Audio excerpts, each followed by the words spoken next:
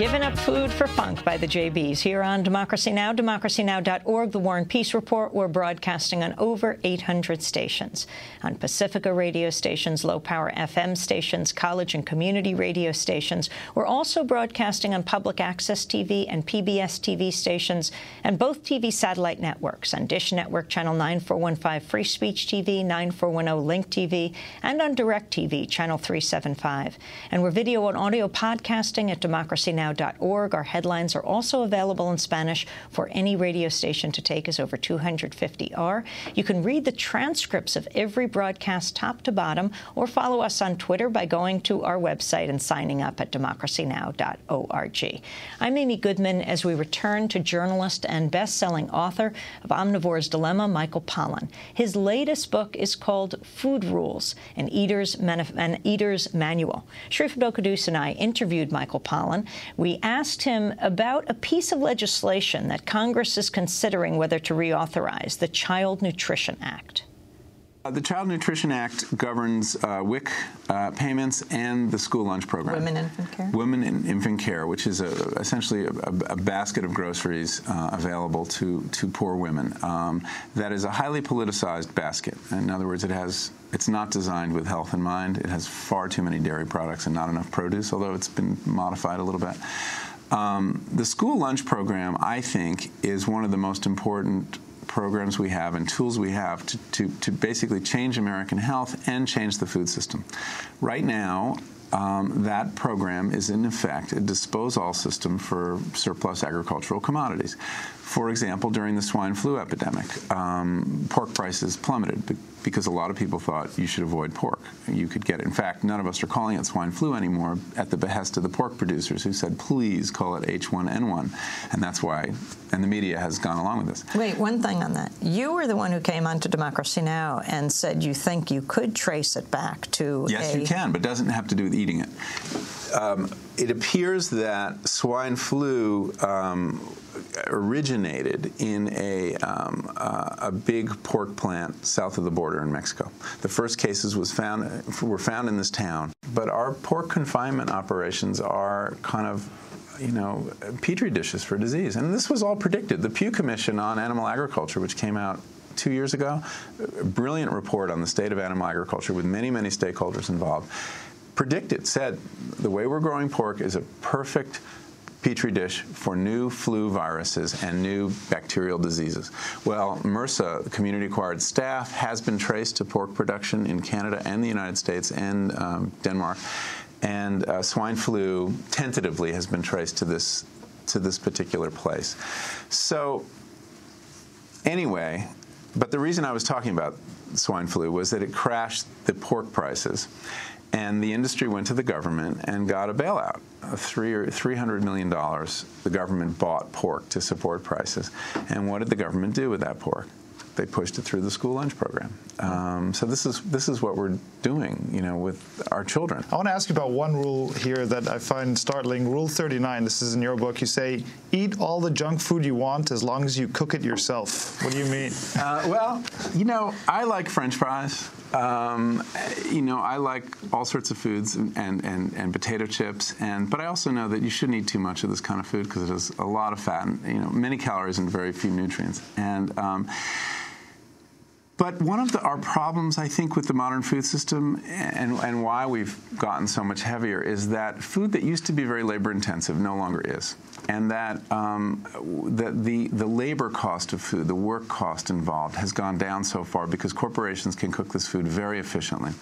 So my approach is, if you want to eat this stuff, great. But if you cook it yourself, you're not going to make it that often.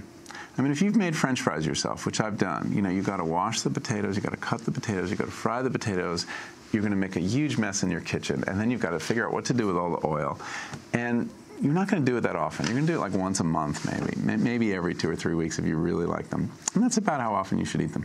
So I think if we kind of take a more personal stake in making those kind of special occasion foods, we'll eat the proper amount. How about rule number 36? Don't eat breakfast cereals that change the color of your milk. I got that from a reader. I mean, a lot of these, people submitted to me, and I kind of curated this book as much as wrote it. Well, we've read a lot about the additives in cereals and the colors that are used and the preservatives, and there are real issues about, especially when you combine them with learning disabilities and things like that. So I could have had a rule that, you know, said study this and learn the name of this color and don't, you know, if it's in the ingredients, you know, a kind of complex mnemonic to deal with it. But I thought, let's make it really simple. You know, you're standing in the cereal aisle. You know that those Lucky Charms are going to change the color of the milk because those, you know, they're dyed bits of marshmallow, and that will help you without even having to read the label to avoid that kind of food. Fruit Loops? Same problem. Fruit Loops. Don't they have a special certification on the box? Fruit Loops? Yeah, now they've got, well, actually, Not that I would know this.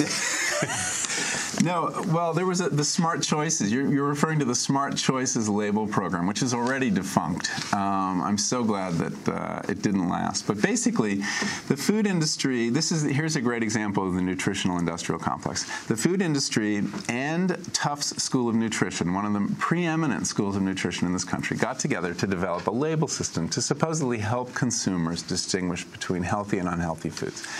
They came up with this thing called Smart Choices. You would get a check mark on your package if you met certain standards, which were negotiated with the industry. They were not very intense. By adding a single gram of fiber to its cereal, Fruit Loops was able to get this check mark. This is a food that is 40% by weight sugar, okay? This is not a health food by any stretch. Having 3 grams of fiber, and is that really much better than 2 grams of fiber? Is that significant at all? Not really. But in fact, when asked how to justify this, the people at Tufts said, well, it's better for you than donuts. Now, my answer to that is, well, make that the label. Better for you than donuts.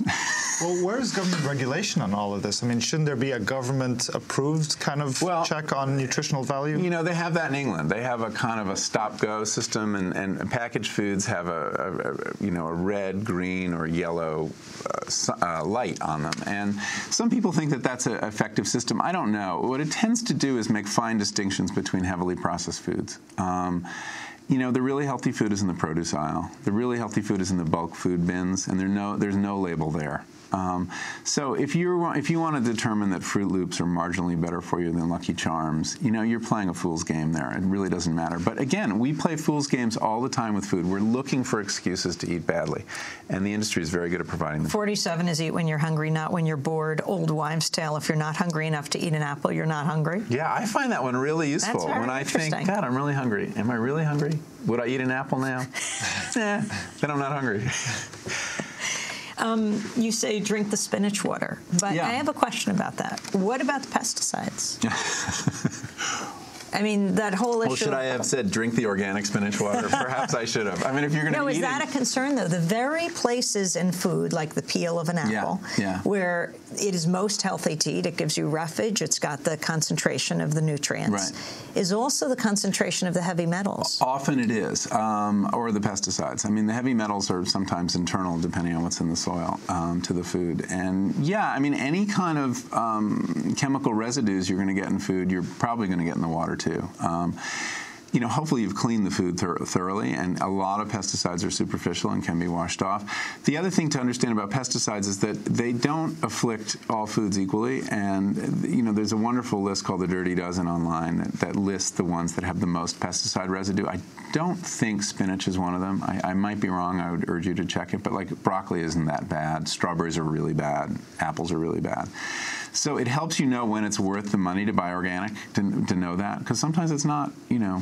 If you're spreading a limited budget over, you know, organic food, there's better places to spend it than others. But a lot of the nutrients are also in that water, and so I advise put it in. Some people drink it. I don't drink it, but I save it for soup stock. And if I'm not going to make a soup or a sauce, I put it on my garden because it's good for the plants. Where do you see the direction of the American diet going? I mean, you've talked about a lot of these negative aspects. Is there any positive change that's happening right now? Yeah. And do you think that we can ultimately revolutionize the American diet? Yeah, reform it. Revolutionize, we'll see. There are a lot of very positive things happening in this country around food. There is an awareness that didn't exist 5 years ago about